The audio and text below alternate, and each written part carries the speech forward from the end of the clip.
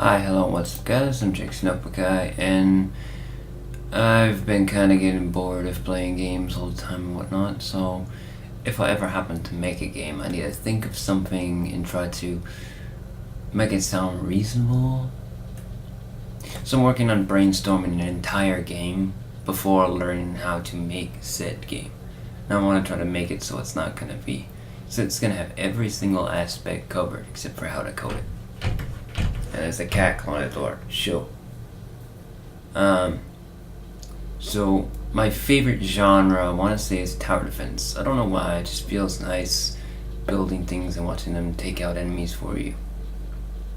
But I also like moving around, so why not combine the two? So you have your. Let's just pretend this is a tower for now. You have your tower, and then you have you.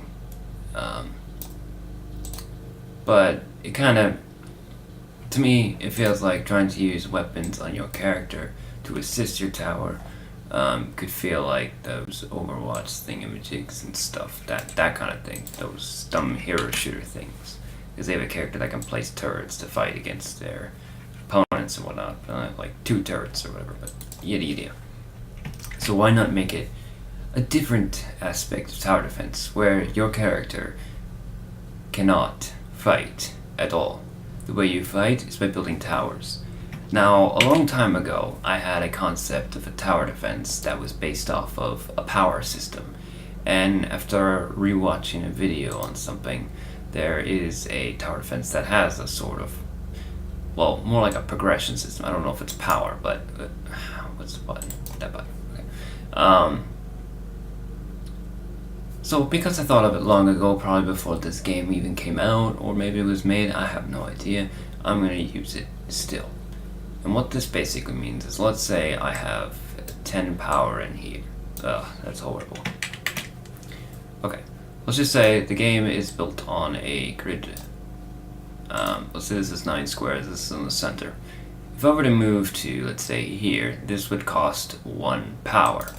So, if I were to make a connector, that doesn't cost any power.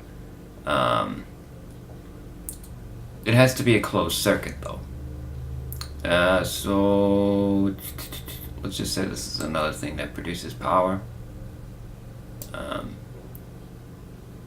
Well, produces power. How?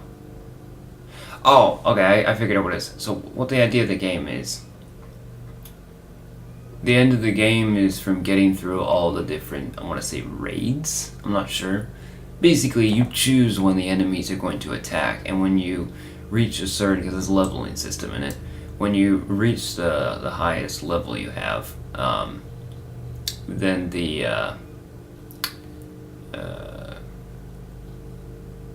you won't be able to get any more XP than that, but finishing a raid unlocks the next level. I want to say it should be more of, you have to get this bar filled up to move on to the next raid. Yeah, that makes more sense than trying to make it to get double XP during a raid, which is kind of dumb. Now, how you get experience is by defeating monsters. Monsters will roam around, and each level increases your visibility radius, and just gets increasing. And basically, or just the way it works, I don't know. Maybe it's that. I'm not sure. But pretty much what it is in the first tier, you are going to find enemies that I want to say are fodder. Well, they should have some sort of purpose.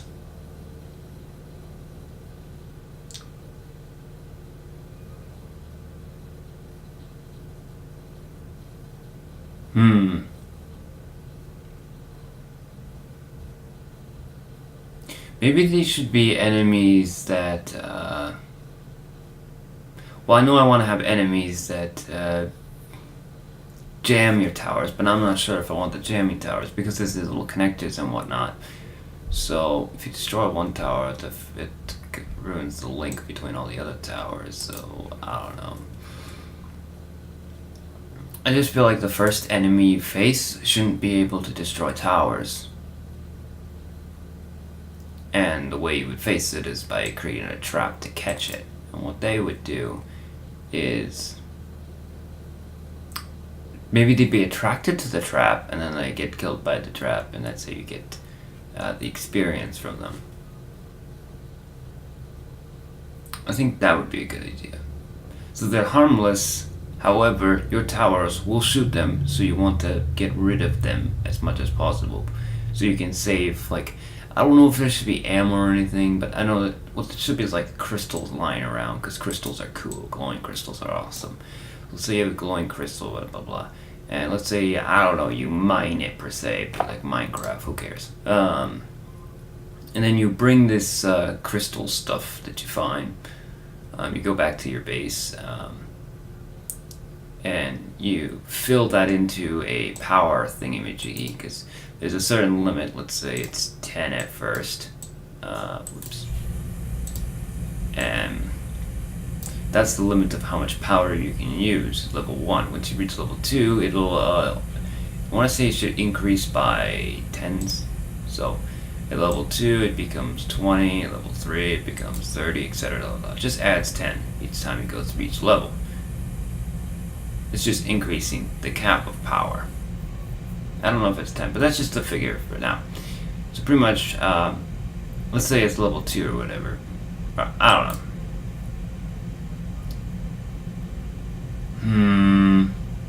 Well, the way it works is the power thingamajiggy has 0 power, and you need to use those crystals to power it. By destroying it, you gain all those crystals back, and these crystals are just, let's call them power crystals in a sense. So you need 10 power crystals to, oh, that makes more sense. Okay, you need 10 power crystals to max out your base thing. And if you were to connect another power thing, you would need can't speak. Pretty much the way it would work is when you connect stuff, you have to, maybe this should be like a, I don't know, like a little connector thing like this. And you can just attach them, make like a chain. 1 power, 2 power, 3 power, 4 power, so it becomes 10 minus 4, I haven't done math in a while, 6. So then this becomes a power of 6 over on this side, reconnected to. I don't know, but certain towers require so much power to be able to function at whatever. That's all I can think of at the moment. My mind is kind of fuzzy. So this is Jex-the-NoteBook-Guy saying I'll see you guys later. Bye.